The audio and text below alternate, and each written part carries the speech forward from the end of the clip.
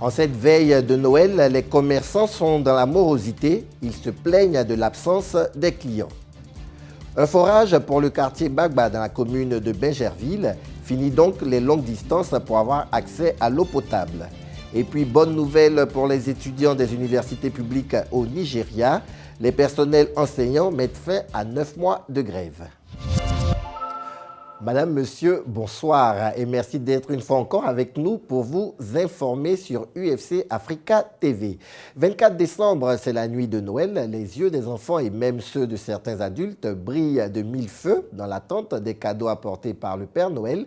Ce matin, une de nos équipes de reportage, conduite par Denis Kouman, s'est rendue dans certains commerces pour se rendre compte de l'engouement suscité par la fête.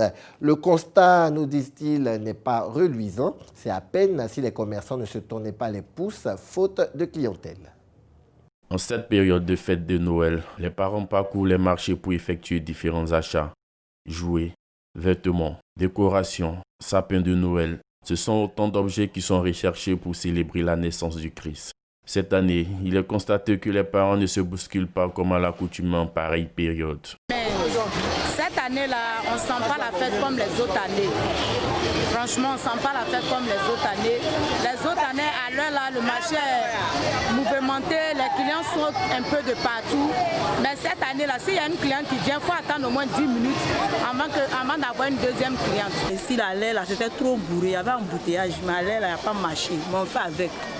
On ne se débrouille pas mal. Selon les commerçantes, la rareté des clients est due à la cherté de la vie. Les consommateurs, quant à eux, pointent des doigts accusateurs sur la crise liée au coronavirus et certains autres facteurs sociopolitiques. Ils sont pour. Ils n'arrivent pas, d'autres disent que d'autres se plaignent, beaucoup se plaignent même qu'il n'y a pas l'argent, que le pays est dur. Beaucoup de gens même se plaignent. Comme on a les clients, les anciens clients, et ils viennent quand même. Ils viennent faire un peu, sinon il n'y a pas de marché. Ici, avant, ça restait moins cher. Mais c'est cette année, avec tant de choses, avec le corona, avec les élections, tout ça, donc c'est un peu coincé, quoi. Les commerçants invitent les consommateurs à les visiter, car les coûts auraient été révisés et sont le plus abordables possible. Bon, on a les prix abordables. Nos articles commencent de 200 jusqu'à 1000 francs. Le plus gros prix de chez nous ici, c'est 1500. Les articles ne coûtent pas cher. Il ne faudrait pas qu'ils ont peur. Tout est moins cher. Tout est moins cher. Tout ce que nous portons, par exemple, le chapeau que je tiens, c'est à 500. C'est pas cher. On fait tout à moins cher. Période de fête, période euphorique. Attention tout de même aux commerçants véreux et arnaqueurs parfois déguisés en Père Noël. Au Mali, les chrétiens estimés à moins de 10% de la population s'apprêtent à vivre un Noël particulier. Des mesures restrictives liées à l'épidémie de coronavirus sont en cours et ce pour 14 jours. Le marché de Noël, par exemple, a été purement et simplement interdit, rendant cette période morose par rapport aux années précédentes.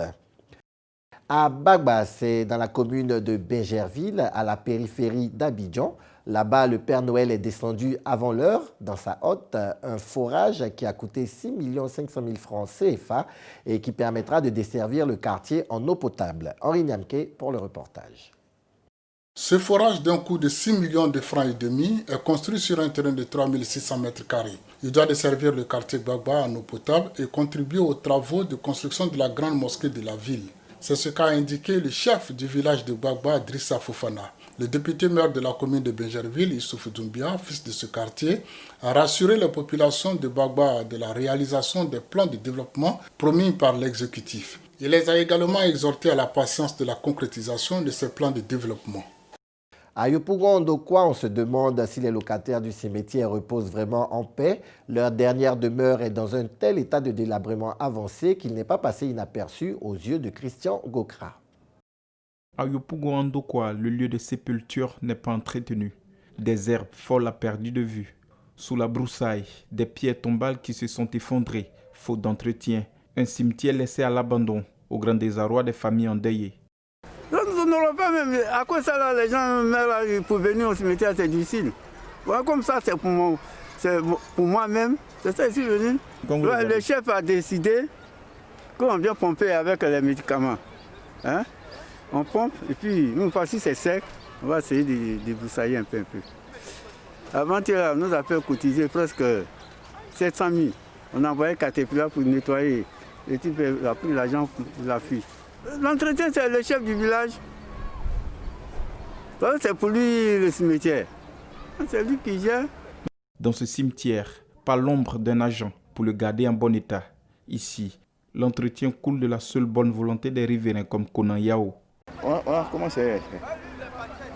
Bon, moi, j'attends pas chaque année. Hein, parce que les jours qu'il y a le décès qu'on ouvre ici, si je suis là, quoi, des fois, je suis un baoulé de Sakassou. Donc, de temps en temps, je suis retraité, je prends le temps, je m'en vais chez moi. Mais le moment qu'il y a un cas comme ça qu'on ouvre, si je suis là, parce qu'on ne nous a pas dit qu'il y a quelqu'un qui faisait ça l'habitude. D'après, ils ont dit qu'ils vont faire comme les Hébreux font. Mais moi, je ne vois pas quelqu'un venir faire. Renseignements pris auprès des riverains et des familles d'inhumés. Il ressort que ce cimetière privé d'Andokoa est géré par la chefferie, censée en assurer la propriété. Mais, depuis plusieurs mois, cet endroit est laissé pour compte. Pas très sûr que les locataires de ce cimetière y reposent, pour l'heure en paix. Nous avons appris que dans la nuit d'hier à aujourd'hui, une cinquantaine de magasins sont partis en fumée dans la commune d'Adjamé. Nous y reviendrons dans notre prochain journal. À Boundiali, c'est dans le nord de la Côte d'Ivoire, la municipalité a initié des sessions tournantes du conseil municipal pour récompenser les jeunes des quartiers ayant abrité ces réunions de développement de la ville. Il vient de leur être remis des casques de protection. La ville compte beaucoup de roues. L'occasion a donc été saisie pour sensibiliser les jeunes au respect du code de la route. Restons à moto, mais cette fois-ci à Cotonou, au Bénin. Une opération de contrôle de pièces de moto a récemment été diligentée. Plusieurs engins ont été saisis, faute de papiers adéquats, et des personnes ont même été interpellées car incapables de pouvoir prouver la propriété des motos qu'elles utilisaient. Bonne nouvelle pour les étudiants nigérians, la grève des enseignants des universités publiques qui dure depuis 9 mois a été suspendue hier. Un accord a été trouvé entre le gouvernement fédéral et le syndicat du personnel académique des universités. Henri Nyamke pour plus de détails. Le puissant syndicat ASSOU a fait savoir qu'il reprenait les cours. Les responsables ont prévenu que l'ASSOU se remettrait en grève sans préavis si le gouvernement fédéral ne respectait pas sa part de l'accord conclu avec les professeurs d'université. Les cours doivent reprendre un mois après que le gouvernement fédéral ait offert un montant cumulé de 65 milliards de naira aux professeurs pour régler la question des allocations académiques et de la revitalisation des universités. Le syndicat a fait remarquer que la réouverture des écoles, compte tenu de la pandémie du Covid-19, incombait au gouvernement fédéral et au Sénat des universités. Il faut rappeler que la grève des enseignants au Nigeria a duré 9 mois, une grève motivée par les revendications des enseignants. C'est suite à une rencontre entre leurs syndicats et les autorités que les enseignants ont accepté de reprendre les cours.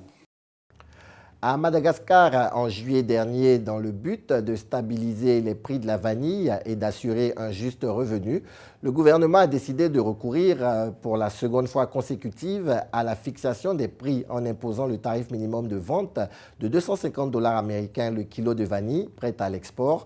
La décision semble arranger les producteurs mais ne satisfait pas du tout les gros exportateurs qui se plaignent de l'absence d'acheteurs. Et voilà, c'est sur ce parfum de vanille que je vous souhaite de passer un bon réveillon et une belle journée de Noël demain. À bientôt.